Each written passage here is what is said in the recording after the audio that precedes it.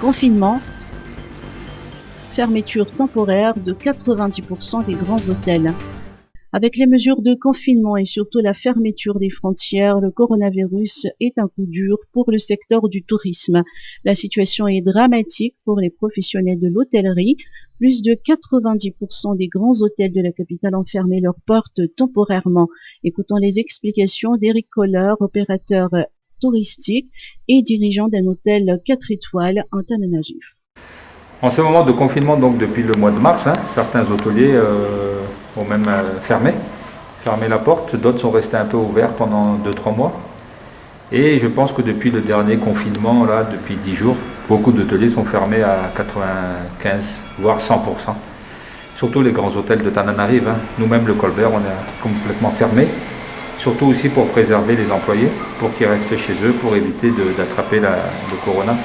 Donc c'est vraiment des mesures aussi sociales qu'on fait pour les employés. Et dès qu'on pourra, si ça repart, on va ouvrir petit à petit, comme peut-être la pâtisserie, doucement. Et puis... Mais nos chambres sont fermées depuis le 25 mars, on n'a plus de chambres fermées. Comme pour nous, comme je pense pour mes collègues de Novotel, de Carlton, de Urban, je sais que l'Ibis est un peu ouvert, mais c'est tout. Tous les autres sont fermés, on est tous fermés. Donc c'est vrai que c'est catastrophique. Catastrophique pour le secteur hôtellerie, restauration toujours maintenant. Pendant les 2-3 mois, la restauration a pu travailler un peu avec les plats emportés, le service du midi.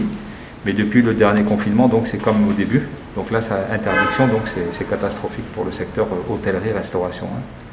En province, on va dire que je pense que c'est pire.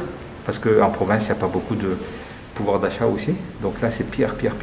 Beaucoup d'hôteliers là-bas ont fermé, attendent.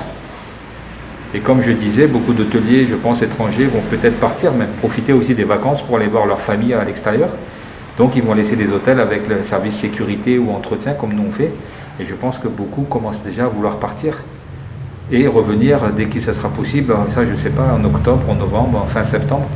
Donc ça veut dire que le secteur du tourisme va vraiment souffrir cette haute saison. Elle sera, bien sûr, quasiment, je dirais, en perte totale pour Madagascar, malheureusement.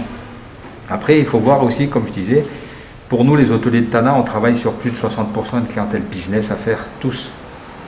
Donc ça, il faut voir comment va réagir cette clientèle. Est-ce qu'ils vont venir? Est-ce qu'ils vont faire plus de télétravail en DAF? Et ils vont dire, nous, on reste chez nous, on va travailler par ordinateur, visioconférence, et on ne va pas venir parce qu'on a peur. Ça peut être un problème qu'on est en train de voir. Et puis, sincèrement, je pense que le secteur du tourisme propre, comme je disais tout à l'heure, nous avons un pays magnifique, un des plus beaux au monde, avec des choses uniques au monde. C'est ça, comme j'ai toujours dit à l'époque, il faut préserver l'environnement, il faut préserver le pays, un peuple fabuleux. Donc je pense que le secteur vraiment balnéaire, côtier, tourisme sportif, tout ce qu'on parle d'animaux écotouristiques, tout ça, je pense ça peut repartir. Ça repartira, je pense, plus vite, personnellement, que nous. Nous qui sommes ici à Tana, et je pense avec une clientèle vraiment affaires. Si cette clientèle affaires change sa façon de voyager, je pense qu'on va souffrir.